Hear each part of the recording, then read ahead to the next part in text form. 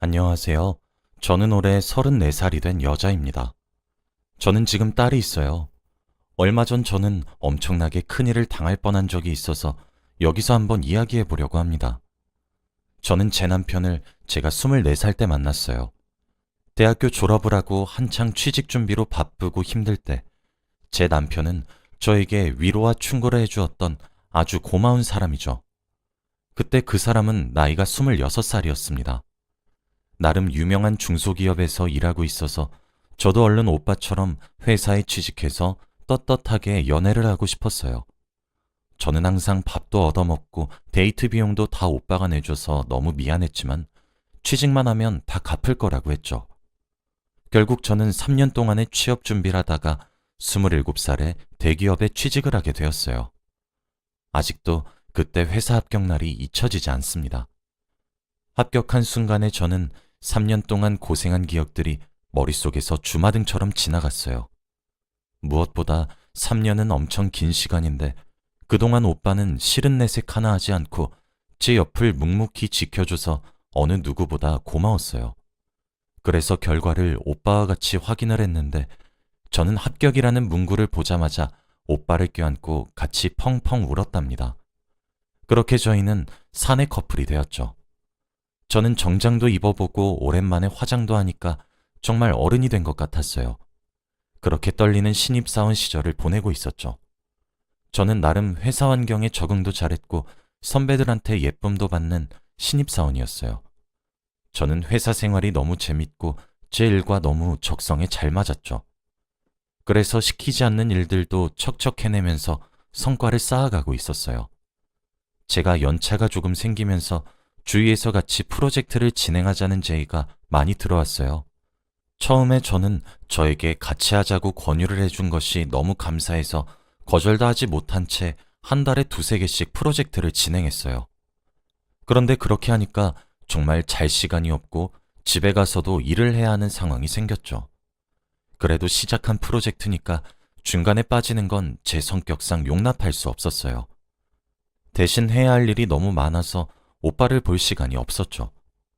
사실 제가 봐도 오빠한테 너무 무심하고 미안했어요. 솔직히 그때의 저는 오빠보다는 일이 더 좋았어요. 오빠는 취직하고 나서 자기한테 무심해진 저한테 서운했는지 연지야, 요즘 너무 바쁜 거 아니야? 우리 못 본지 벌써 3주가 다 돼가. 나 연지 보고 싶은데 연진 나 안 보고 싶어? 오빠, 나도 너무 보고 싶은데 일이 너무 많아서. 미안해. 다음 달엔 꼭 놀러 가자. 저도 물론 오빠가 보고 싶었지만 그래도 우선적으로는 일이 먼저였죠. 그렇게 프로젝트를 성공적으로 마무리하고 일상으로 돌아왔어요. 저는 평소보다 일이 줄어서 여유가 생겼어요. 오빠, 우리 이번 주 주말에 여수로 여행 갈까? 그래, 좋아. 저는 이때까지 오빠한테 못해줬던 것을 다 해주려고 숙소도 제 돈으로 잡고 모든 여행 비용을 다 냈답니다. 오빠는 그만 내라면서 자기가 사주고 싶다고 했지만 그래도 저는 그동안 무심해서 미안했다며 맛있는 음식들을 많이 사주었어요. 그렇게 저희는 밤에 숙소 근처를 같이 손을 잡고 걷는데 그때 오빠가 연지야, 우리 결혼할까? 라고 했죠. 저는 오빠의 말에 너무 놀랐어요. 결혼? 음, 나는 연지랑 같이 평생 행복하게 살 수 있을 것 같아서. 연지는? 저는 사실 아직 결혼할 생각이 없었어요. 왜냐하면 회사에서 선배들을 보면 결혼한 사람들은 거의 회사원으로 취급을 안 해주었거든요. 그래서 저는 그런 대우를 받기 싫었기 때문에 결혼을 하고 싶지 않았죠. 결혼하신 여자 선배들의 말을 들어보면 연지 씨, 세상의 기운을 반겨주는 회사는 잘 없어. 오래 일하고 싶으면 되도록 결혼은 하지 마. 만약에 결혼이 하고 싶으면 아기는 절대 낳지 말고. 휴직기 내고 돌아오면 동기들이 내 상사가 돼 있어. 라는 반응이 대부분이었거든요. 저는 제 일을 너무 사랑했기 때문에 그 말을 들은 순간 겁이 났어요. 그래서 오빠가 결혼하자는 말에 선뜻 대답하지 못했죠. 물론 오빠가 싫은 건 아니었지만 오빠와 결혼을 하기 위해서 제 일을 포기하고 싶진 않았어요. 오빠, 나 결혼하면 내 일은? 일 안 해도 돼. 연지는 오빠가 벌어다 주는 돈으로 쓰기만 하면 돼. 그럼 아기는? 아긴 낳아야지. 나는 벌써부터 우리 연지 닮은 딸이 너무 보고 싶다. 저는 아기를 낳을 생각도 당연히 없었어요. 아이를 낳고 기르려면 육아휴직을 내야 하는데, 그러면 제 동기들이 저보다 먼저 승진을 할 것 같았거든요. 절대 그런 모습은 볼 수 없었죠. 오빠, 정말 미안한데 내 말 오해하지 말고 잘 들어. 난 오빠를 너무 사랑해. 근데 내 일도 너무 사랑한단 말이야. 오빠랑 결혼 생각을 해본 적이 없어. 왜냐면 결혼한 여자를 반겨주는 회사는 없으니까. 그리고 만약 결혼을 한다고 해도 아기를 낳을 생각이 전혀 없어. 육아휴직을 내고 아이를 돌볼 동안 내 동기들이 나보다 상사가 되어 있는 꼴은 난 절대 못 봐. 오빠, 결혼은 조금 더 생각해 볼게. 오빠는 제 말에 당황을 하는 것 같았죠. 저희는 아무 말도 나누지 않은 채 숙소로 돌아오고 자기 전까지 아무 말도 하지 않았습니다. 그런데 갑자기 오빠가 연지야, 그럼 결혼이라도 하자. 대신 너 일에 절대 방해되게 안 할게. 전부 다 너한테 맞춰줄게. 신혼집도 너희 회사랑 가까운 곳에 잡고 너 일할 때 절대 안 건들게. 어때? 저도 오빠가 너무 좋았고 평생 같이 살고 싶었기 때문에 그날 저희는 연애 3년 반 만에 결혼을 하기로 약속했습니다. 저는 아직 저희 부서에서 신입사원이었기 때문에 결혼을 하는 게 너무 눈치가 보였어요. 너무 어린 나이에 결혼을 하는 거라고 할 것 같았거든요. 그래도 저는 저희 부서 사람들에게 청첩장을 돌리면서 시간이 되면 오셔서 밥이라도 함께 하고 가시라고 했죠. 그런데 저희 부장님이 연지 씨, 지금 입사한 지 얼마나 됐다고 결혼이야? 벌써 결혼하면 애도 금방 갖겠네? 애 일찍 만들면 나중에 힘들 텐데? 라고 하시면서 눈치를 주셨죠. 그래도 저는 아이를 낳을 생각이 없으니 부장님의 말에 웃으며 넘겼습니다. 저는 결혼을 준비하면서도 업무에 지장이 가면 안 된다고 생각했고, 제가 결혼 준비로 일을 소홀히 하지 않는다는 것을 부서 사람들에게 보여주고 싶어서 일을 정말 열심히 했어요. 야근도 거의 매일 했죠. 결혼 준비는 주말에 했습니다. 그렇게 저는 오빠와 결혼식을 올렸고 신혼집에 입주했어요. 본가에서 회사까지는 차로 운전해서 가면 빨리 가도 40분은 걸리는데 신혼집에서는 20분도 걸리지 않았죠. 별로 큰 차이처럼 안 보이시겠지만 바쁜 현대인한테 출근 시간 20분 차이는 정말 컸죠. 그렇게 일도 열심히 하고 신혼생활도 열심히 즐겼죠. 집에 가면 남편이 항상 있다는 사실에 얼른 퇴근을 하고 싶었지만 어쩔 수 없이 야근을 거의 일상으로 달고 살았어요. 남들이 한 개의 업무를 끝낼 동안 저는 2개 반의 업무를 끝냈죠. 근데 빠르다고 대충 하는 것도 아니라 정말 꼼꼼히 했습니다. 그러려면 야근은 필수였죠. 남편은 처음엔 저를 묵묵히 응원해 주었지만 시간이 지날수록 연지야, 솔직히 이건 심한 거 아니야? 이게 무슨 신혼부부야. 너 일 중독이야. 나보다 일이 더 좋은 거지? 오빠, 갑자기 왜 이래? 결혼 전에 오빠가 나한테 한 말 기억 안 나? 내가 일할 때 전혀 터치 안 한다며. 근데 왜 이래? 오빠는 자기가 했던 말을 기억하는지 그 뒤로 아무 말도 하지 못했죠. 제가 봐도 저는 제 일을 너무 사랑하는 일 중독이 확실했어요. 그런데 그맘때쯤 저희 부서에 진급 심사가 있어서 어느 때보다 일을 더 열심히 했어요. 저는 얼른 대리가 되고 싶었거든요. 그런데 다음날 회사에 가니 제가 아니라 저의 동기가 승진을 했더군요. 저는 너무 어이가 없었죠. 왜냐하면 제가 일을 할 동안 제 동기는 일도 잘 안 하고 딴짓도 많이 했거든요. 그리고 한 개의 업무도 제대로 안 해서 선배들한테 많이 혼났던 동기였죠. 그래서 저는 저희 부서의 친한 선배에게 물어봤죠.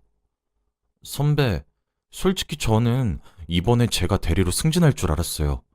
누가 봐도 제가 더 열심히 하고 일을 잘하는데 왜 저보다 더 많이 놀고 일도 열심히 안 하는 제 동기가 된 거죠? 연지 씨, 아직도 그거 모르겠어?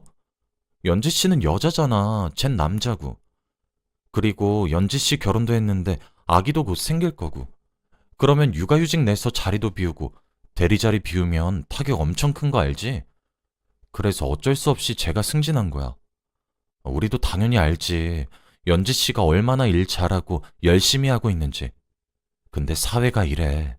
어쩔 수 없어. 다음 기회에 노려보자, 연지 씨. 저는 아기를 낳을 생각도 없는데 사회에서는 결혼한 저를 곧 아기를 낳을 거라고 이미 단정을 지었더라고요. 저는 정말 눈물만 났어요. 그래서 그날 점심시간에 화장실에서 펑펑 울었습니다. 만약 제가 결혼을 하지 않았다면 이번에 승진은 제가 할 수 있었을까요? 너무 억울하고 슬펐죠. 그날은 일도 손에 안 잡히고 술도 먹고 싶어서 퇴근하자마자 집 근처 술집에 갔어요. 그런데 거기서 저희 부서 사람들을 만났어요. 그런데 저희 부서의 여자 직원들만 쏙 빼놓고 남자 직원들만 모여서 술을 먹고 있더라고요. 부장님도 남자였기 때문에 친한 선배와 저만 빼고 같이 술을 마시고 계셨죠. 아마도 제 동기의 승진 축하 파티를 하는 것 같았어요. 근데 저는 그 모습을 보고도 다가가지도 못했어요. 아는 척도 못하고 그 술집을 나갔죠. 저는 거기서 저희 부서 사람들에게 반갑게 인사를 하면 저에게 또 불이익이 찾아올 것 같았거든요. 선배에게라도 말하고 싶었지만 선배는 사실 임신 초기였기 때문에 어차피 술을 드시지 못했어요. 선배가 임신 중이란 사실은 아직 저밖에 모르거든요. 회사에는 나중에 말하신다곤 하는데 아직 선배도 육아휴직이 무서우신가 봐요. 그래서 어쩔 수 없이 저는 집으로 돌아갔죠. 남편에게 하소연을 하니 제 편을 들어주었습니다. 하지만 저는 남편의 위로가 도움이 되지 않았어요. 어차피 내일부터는 반말을 쓰던 동기에게 존댓말을 해야 하기 때문이죠. 그래서 저는 다음 승진 기회를 잡기로 하고 더욱 악착같이 일을 했습니다. 저희 회사는 성과를 많이 이룰수록 승진을 할 수 있는 기간이 짧아져요. 그래서 저는 최대한 많은 업무와 프로젝트를 해서 성과를 이뤄내야만 했죠. 그래서 저는 다음 날부터 하루도 빠짐없이 야근을 하면서 지냈습니다. 주말엔 물론 집에 있었죠. 하지만 저는 집에서 가만히 있으니 남들보다 뒤처지는 것 같아서 집에서도 노트북을 붙잡고 일을 했어요. 일을 하다가 목이 말라서 냉장고 문을 열었는데 문을 여는 순간 속이 쓰리면서 헛구역질을 했죠. 저는 제발 임신이 아니길 바라면서 테스트기를 했어요. 그런데 결과는 임신이었습니다. 병원에 가보니 아직 초기래요. 그런데 남편은 너무 좋아했어요.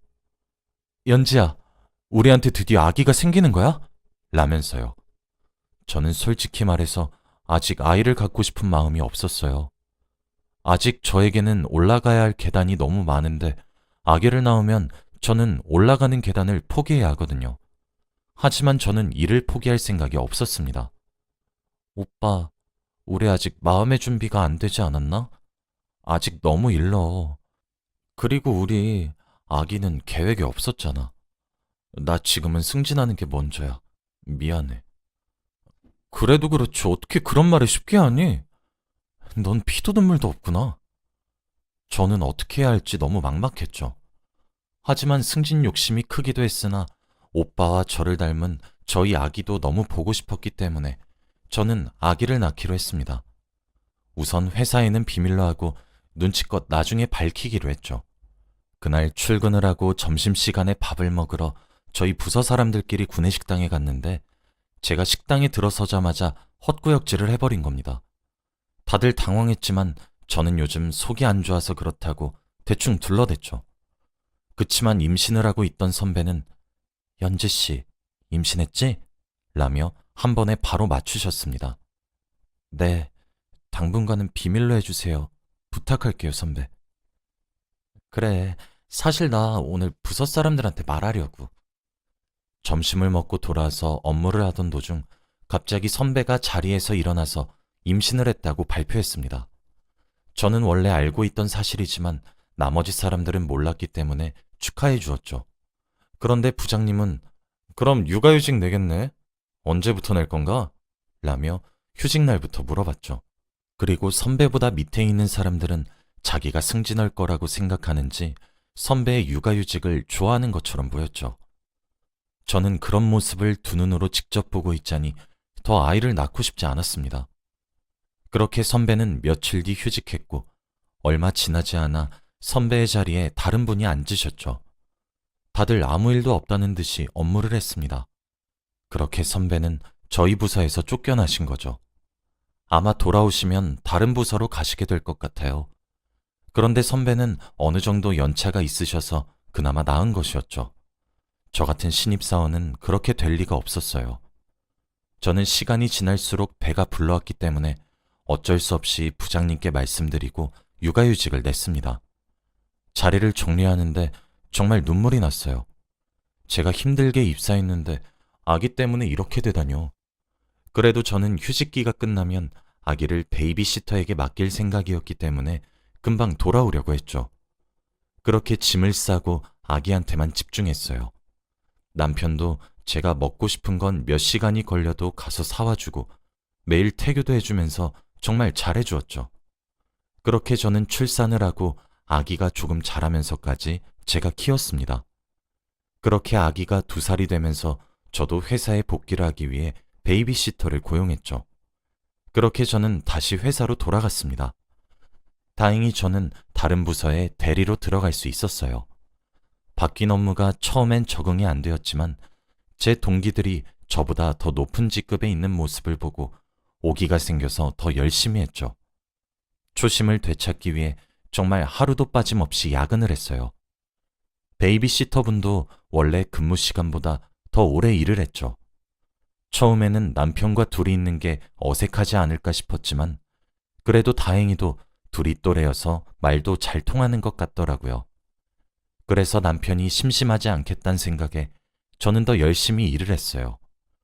이번 부서는 부장님께서 여자분이셔서 저번 부서보다 더욱더 수월하게 일을 할 수 있었죠. 저는 대화도 잘 통했고 여자의 입장에서 고민 상담도 자주 해주셨습니다. 그렇게 저와 부장님은 친해졌죠. 저는 야근도 줄어들었고 성과도 좋게 봐주셔서 승진도 잘 됐죠. 저는 승진한 날 남편과 함께 축하 파티도 하고 오랜만에 분위기도 내볼 겸 와인을 사서 남편 몰래 집으로 갔죠. 오늘은 베이비시터도 늦게까지 일을 하지 않는 날이라 남편과 단둘이 있을 수 있었어요. 그렇게 저는 기대감을 잔뜩 품고 집 현관문 비밀번호를 누르고 들어갔어요. 그런데 집에는 아무도 없었어요. 하지만 신발장에 베이비시터의 신발이 있었죠. 아직 퇴근을 안 했나 싶어 남편과 베이비시터를 불렀지만 아무도 대답을 하지 않았어요. 그런데 작은 방에서 아기 울음소리가 들리더라고요. 방문을 열어보니까 아기 혼자서 방에서 울고 있더라고요. 아기가 우는데도 봐주지도 않는 베이비시터와 남편에게 화가 나서 방문들을 다 열었는데 베이비시터가 안방에서 이 집의 안주인 마냥 행세하고 있는 겁니다. 연지야, 왜 이렇게 빨리 왔어? 일찍 온다는 말 없었잖아. 오빠, 그게 지금 말이라고 해? 둘이 뭔 사이야? 내가 없을 동안 둘이 이러고 살았니? 근데 연지야, 네가 먼저 나한테 소홀히 했던 건 맞잖아. 넌 나를 남편으로 생각도 하지 않으면서 내가 다른 여자랑 누워있으니까 질투는 나나 봐. 네가 처음부터 나를 남편 취급해줬으면 나도 이러지도 않았어. 솔직히 내가 이 여자랑 이렇게 된 게 네 책임도 있어. 뭐? 그럼 네가 바람을 핀 게 내 잘못이라고? 말 똑바로 해. 난 네가 결혼 전부터 내 일에 터치 안 한다고 해서 결혼한 거고 아기도 안 낳으려고 했는데도 네가 낳아서 해서 낳은 거야. 아, 아기? 그거 사실 내가 일부러 한 거야. 그러면 네가 집에 조금 더 붙어 있을 줄 알았는데 아기를 낳아도 넌 회사에 미쳤더라? 일이 그렇게 좋으면 나랑 왜 사냐? 저는 남편의 당당함에 더 화가 났죠. 베이비시터는 저를 보고도 제 집에서 나가지도 않더군요. 저는 제 딸을 안고 당장 그 집에서 나왔어요. 본가로 돌아갔죠. 저는 부장님과 워낙 친한 사이라서 얘기를 다 하니까 일 조금만 쉬라면서 휴가를 주시더라고요. 그래서 저는 휴가 기간 동안 남편에게 이혼 서류를 청구했습니다. 알고 보니 그 베이비시터도 정식 베이비시터가 아니었어요. 그냥 돈을 벌고 제가 다른 사람들보다 돈도 많이 주니까 돈에 미쳐서 온 아기는 전혀 돌보지 못하는 여자더군요. 그런데 제 남편과 바람을 피다뇨. 그래서 저는 그 베이비시터에게 상간녀 소송을 걸고 남편에게도 이혼 소송을 걸었습니다. 저는 위자료를 최대한 많이 받아오려고 노력했습니다. 그 후 저는 한동안 본가에서 살기로 했어요. 이제는 더 이상 베이비시터를 못 믿겠더라고요. 다행히 저희 딸은 저희 부모님께서 키워주시고 계세요. 저는 예전만큼 일을 많이 하지 않아요. 야근도 줄이고 퇴근을 하면 아기와 같이 시간을 많이 보내려고 해요. 일도 중요하지만 제 딸은 일보다 더 중요했거든요. 제 사연은 여기까지입니다.